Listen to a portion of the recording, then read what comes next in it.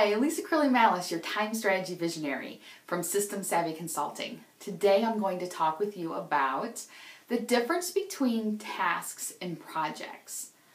Tasks are one-step items. You can do it and complete it in one step. Projects are multiple steps. So usually a project will consist of 2 or more tasks.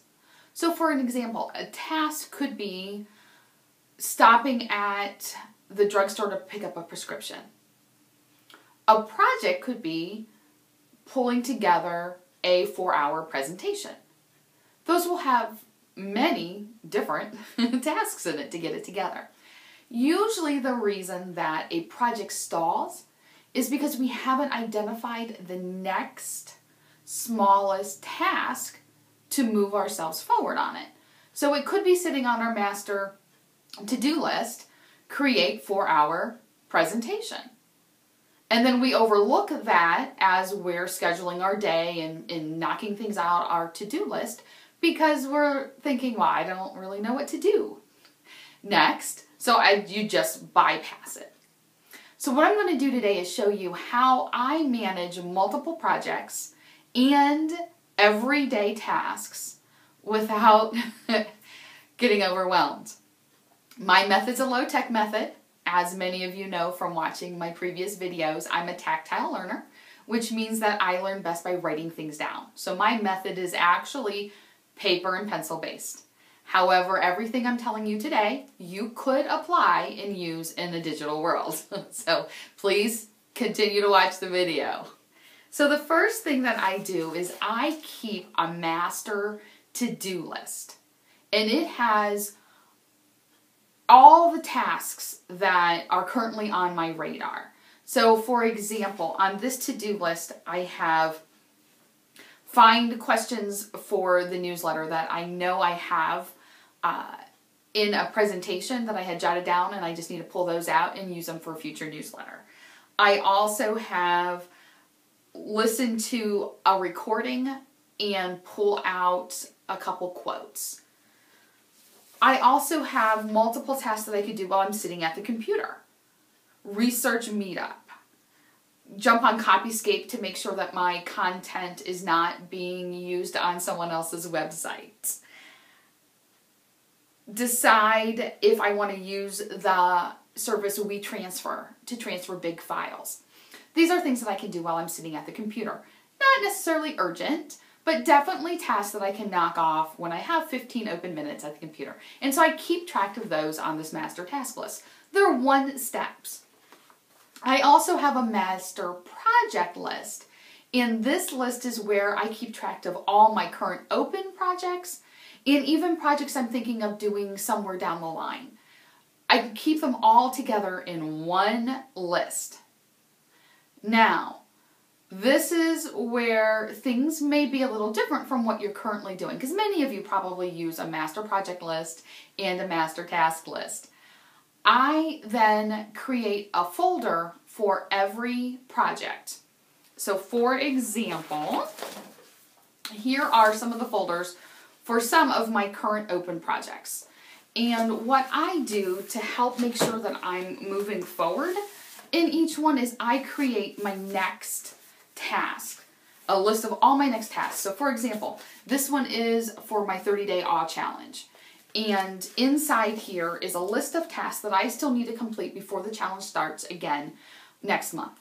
And so I write on here, adjust copy on the landing page, create social media blurbs to push out, send an email to my affiliates letting them know that the awe challenge is about to begin again, and many other tasks. But they're listed on here, they're prioritized, and so I know that when it's time to work on the awe challenge, I know what my next possible steps are. This folder here is for a networking group I belong to. I'm in charge of the education components, and so inside this folder is a list of possible speakers and who I want to book. And so those are down as next steps. Call Susan, call Lori. This folder here, and I promise you I am not going to go through all my open projects with you, but this one here is a joint project. I'm working with someone else, an ADHD coach, and we're creating a 5-week ADHD group coaching experience. And so in this folder is not actually my master task list like normal. I don't have all my next steps written down in here because it's a joint project. All that is actually saved up on Google Drive. This way we can both make adjustments and we know who's handled what and what's next and etc. Like I said, I have many open projects, but it's important to me to be able to do something and to move each project forward every week. Otherwise, I find that I'm up against that deadline of urgent versus important, and wouldn't we all rather work in the important realm instead of the urgent realm? So as long as I can move each project forward, I'm not up against that hard deadline that creates stress and overwhelm.